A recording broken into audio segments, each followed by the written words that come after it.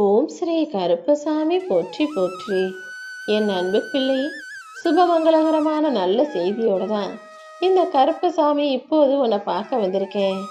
உனக்கு என் மேல முழு நம்பிக்கை இருந்துச்சுன்னா இப்போது நான் சொல்வதை முழுவதுமாக கேட்டாயே ஆனால் நாளைக்கு நிச்சயமாக உன் வாழ்க்கையில ஒரு மிகப்பெரிய அற்புதம் நிகழ்ந்தே தீரும். என் அருள் உன் மீது பொங்கி வழிவதையும் உனக்கு எல்லாமே நல்லபடியாக நடக்க போறதையும் நீ நாளைக்கு பார்க்க தான் போற. அதற்கான எல்லா அற்புதமான அதிசயங்களையும் இன்று இரவோடு இரவாகவே நான் நடத்த போறேன் என் செல்லமே. நீ நினைச்சதும் எண்ணியதும் ஏங்கியதும் ஆசைப்பட்டதும் இனி எல்லாமே அப்படியே நல்லதாக நடக்க போகுது. நீ இழந்த நேரத்துக்கும் நீ உழைச்ச உழைப்புக்கும் நீ கடுமையாக கஷ்டப்பட்டதுக்கும் சேர்த்து இப்போது உனக்கு பலன் கிடைக்க போகுது. இனி வரக்கூடிய ஒவ்வொரு நாளும் உன் வாழ்க்கையில ராஜ அருளோட ராஜ பரம்பரையான ராஜ யோகத்தோடு கூடிய ராஜ வாழ்க்கையாக மாறப்போகுது. உன்னால முடிஞ்ச சின்ன சின்ன நல்ல செயல்களை நீ செஞ்ச, மற்றவங்க நல்லா இருக்கணும் நல்ல மனசோட நினைச்ச, எல்லாருக்காகவும் உதவிகள் செய்யணும்னு ஆசைப்படுற. அப்படிப்பட்ட உன்னுடைய நல்ல குணங்கள் என் கண்களில் பட்ட பிறகும் இனிமே உன்னை கஷ்டப்பட விடுவேனா என்ன? நீ ஆசைப்பட்டது போல எல்லாருக்கும் அள்ளி கொடுத்து எல்லாரையும் வாழ வச்சு நீயும் நிம்மதியா நல்லா வாழும்படி நான் உனக்கு துணையாக நிற்க போறேன். இனி எதுவுமே உன் வாழ்க்கையில தப்பாகவோ தவறாகவோ நிகழாது. எல்லாமே நல்லபடியாக நடந்து ராஜயோகமும் உயர்வும் செல்வமும் உனக்கு கிடைக்கும்படி இந்த கருப்பசாமி செய்ய போறேன். பதவி உயர்வும் தொழில் வளர்ச்சியும் உனக்கு ஏற்பட போகுது. இனிமே பேரும் புகழும் பெருமையும் பெற்று உன் வாழ்க்கையில நீ தலை நிமிர்ந்து வாழ போற.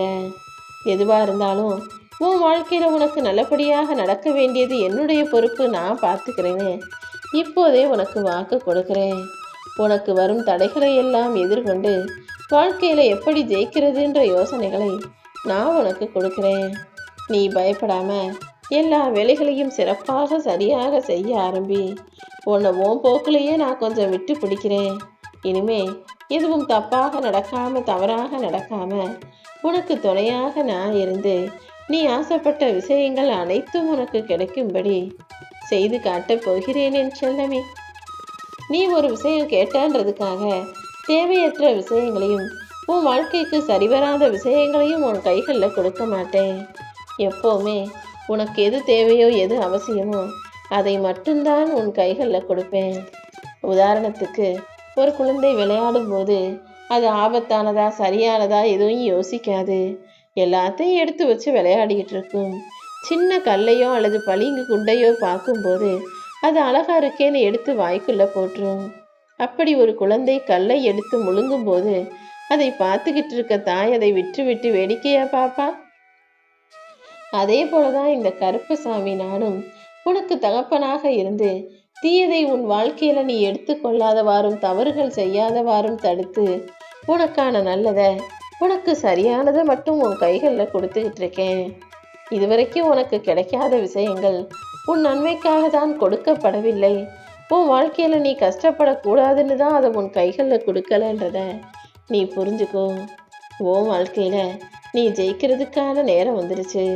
இனிமே உன் வீட்டில் மகிழ்ச்சி பொங்கும்படியும் சந்தோஷமும் ஆனந்தமும் நிம்மதியும் தாண்டவம் ஆடும்படியும் இந்த கருப்பன் அனைத்தையும் பார்த்துக்கிறேன்.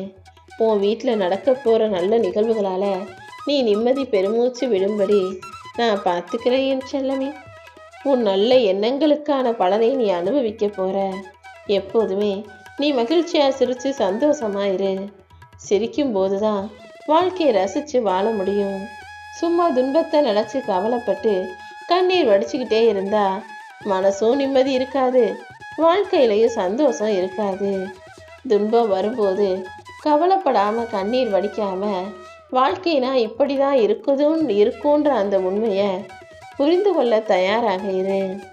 யாரை எங்கே நிறுத்தணுங்கிறத விட நீ எங்க நிற்கணுங்கிறதை உணர்ந்து கொள். நீ வாழ்க்கையில எதை எப்படி செய்யணும் எதை செய்யக்கூடாது, யார்கிட்ட எந்த அளவுக்கு உரிமையா பேச்சு வச்சுக்கணும், யார்கிட்ட எந்த அளவு தூரமா இருக்கணும், அளவோட பழகணுன்ற எல்லா விஷயங்களையும் பக்குவமாய் புரிந்து கொண்டு நடக்க கற்றுக்கோ. வாழ்க்கையில உனக்கு இருக்கிற கவலைகளை நினைச்சு கண்ணீர் சிந்துவதை விட நீ அடைய வேண்டிய லட்சியத்தை நினைச்சு வியர்வை சிந்தனினா சுலபமாய் உன்னால சாதிக்க முடியும்.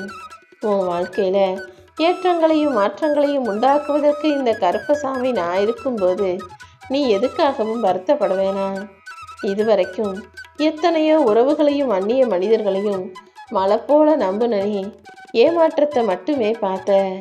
எல்லாரும் உன்னை கீழே தள்ளி விட்டு சரிச்சு வேடிக்கை பார்த்ததை நினைச்சு கண்ணீரோட கால்களை கட்டி பிடிச்சுக்கிட்டு வளைந்து வணங்கிய உன்னை இப்போது என் கரங்களை கொண்டு ஆசீர்வதிக்கவும் அள்ளிக்கொள்ளவும் நான் வந்துட்டேன் என் செல்லமே.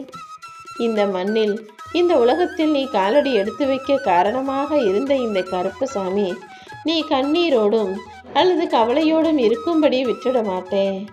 உன் பாவங்களை எல்லாம் தொலைச்சு உன் புண்ணியங்களை அதிகரித்து உன்னை வெற்றிகரமாக வாழ வைக்க வந்துட்டேன்.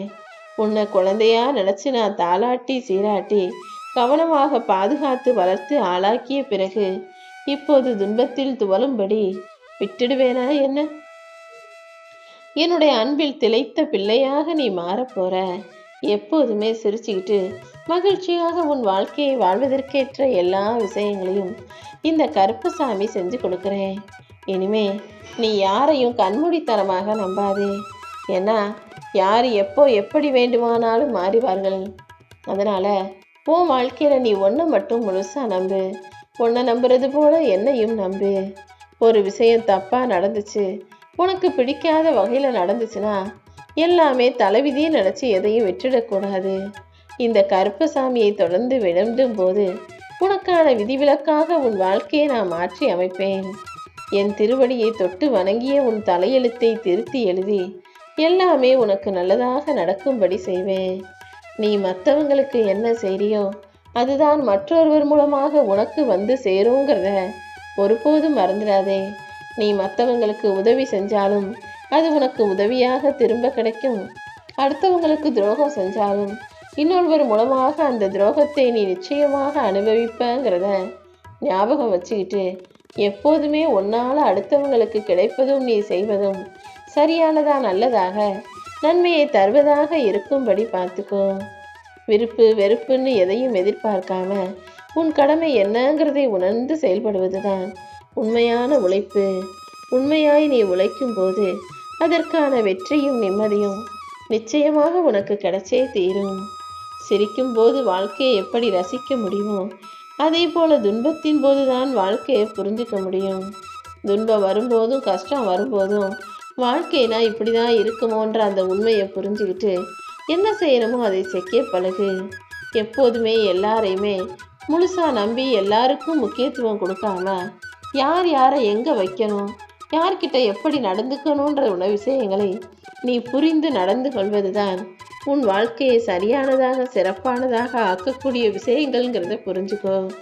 நான் எப்பவுமே உன் கூட உனக்கு துணையாக இருந்து வாழ்க்கையை வெற்றிகரமானதாக்குவேன்.